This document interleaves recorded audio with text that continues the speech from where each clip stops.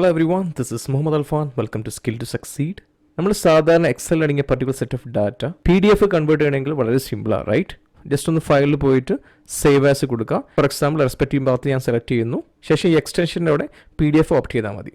അപ്പം ഓട്ടോമാറ്റിക്കലി നമ്മൾ സേവ് ചെയ്യുന്നതോറും ഈ ഡാറ്റ PDF കൺവേർട്ട് ചെയ്യും.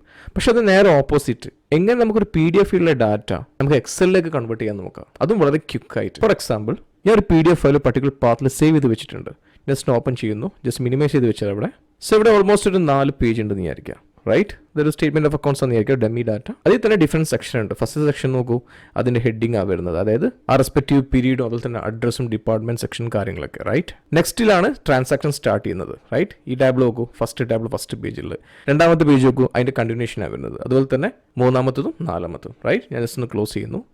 ഈ PDF ഡാറ്റ, ഒരു പർട്ടിക്കുലർ പേജിലെ ഡാറ്റയിൽ കംപ്ലീറ്റ് ഇൻഫോർമേഷനോ എനിക്ക് ഈ ഒരു എക്സലിലേക്ക് ഇമ്പോർട്ട് ചെയ്യണം. നമുക്കത് എങ്ങനെയാണെന്ന് നോക്കാം. Go to data. ഇവിടെ ഗെറ്റ് ആൻഡ് ട്രാൻസ്ഫോം ഡാറ്റ ഉള്ള ഗ്രൂപ്പ് ഉണ്ടല്ലോ, അതിൽ ഗെറ്റ് ഡാറ്റ എന്നുള്ള ഓപ്ഷൻ ജസ്റ്റ് ക്ലിക്ക് ചെയ്യുക.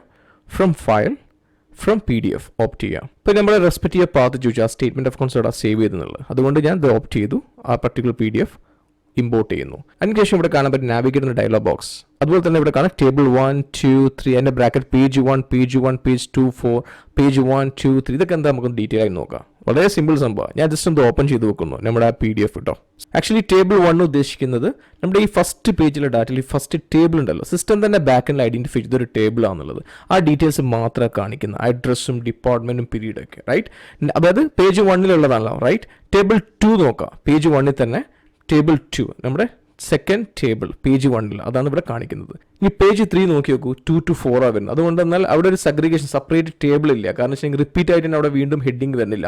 2 തൊട്ടിട്ട് 4 വരെ കംപ്ലീറ്റ് ട്രാൻസാക്ഷൻ കണ്ടിന്യൂസ് ആണ്, റൈറ്റ്? അതുകൊണ്ടാണ് ഒറ്റ സിംഗിൾ പ്ലാറ്റ്ഫോമിൽ തന്നെ കണ്ടിന്യൂഷൻ ആയിട്ട് ഇങ്ങനെ വന്നത്. നമുക്ക് ഒന്നെങ്കിൽ ടേബിൾ ത്രൂ നമുക്ക് ഇമ്പോർട്ട് ചെയ്യാം, അല്ലെങ്കിൽ പേജ് 1, 2, 3, 4 ഈ ഓർഡറിലും നമുക്ക് ഇമ്പോർട്ട് ചെയ്യാം. ഫോർ എക്സാമ്പിൾ പേജ് 1 ക്ലിക്ക് ചെയ്യുമ്പോൾ അത് മിക്സപ്പ് ചെയ്ത് വന്നു. ഫസ്റ്റ് നോക്കൂ, ഇവിടെ അഡ്രസ്സ് കാണിച്ചു, അതിൻ്റെ താഴെ കണ്ടിന്യൂസ് ആയിട്ട് ട്രാൻസാക്ഷൻ വന്നു. ഇവിടെയുണ്ട് അഡ്രസ്, അതിൻ്റെ കണ്ടിന്യൂഷൻ ട്രാൻസാക്ഷൻ വന്നു, അതിൻ്റെ ഹെഡിങ് ഒക്കെ മിക്സപ്പ് ആയിക്കൊണ്ട്, റൈറ്റ്? നമുക്ക് ഏത് രീതിയിൽ ഇമ്പോർട്ട് ചെയ്യാം. ഫോർ എക്സാമ്പിൾ എനിക്ക് പേജ് 2 എനിക്ക് ഈ ഒരു ഡാറ്റ എനിക്ക് ഇമ്പോർട്ട് ചെയ്യണമെന്ന് വിചാരിക്കുക. ഡയറക്റ്റ്ലി പേജ് 2 ക്ലിക്ക് ചെയ്യുക. ശേഷം ഞാൻ ലോഡ് ചെയ്യുന്നു. ഓട്ടോമാറ്റിക്കലി ഡാറ്റ ഇതിലേക്ക് ഇമ്പോർട്ട് ആവുന്നത് കാണാൻ പറ്റും.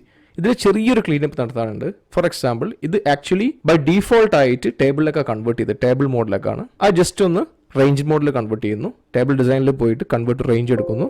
ഓക്കെ, ഇപ്പോൾ നോർമൽ മോഡിൽ കൺവേർട്ട് ചെയ്തു. ശേഷം ബൈ ഡീഫോൾട്ട് ആയി വന്ന് ഈ കോളംസ് ഒക്കെ ഡിലീറ്റ് ചെയ്യുന്നു.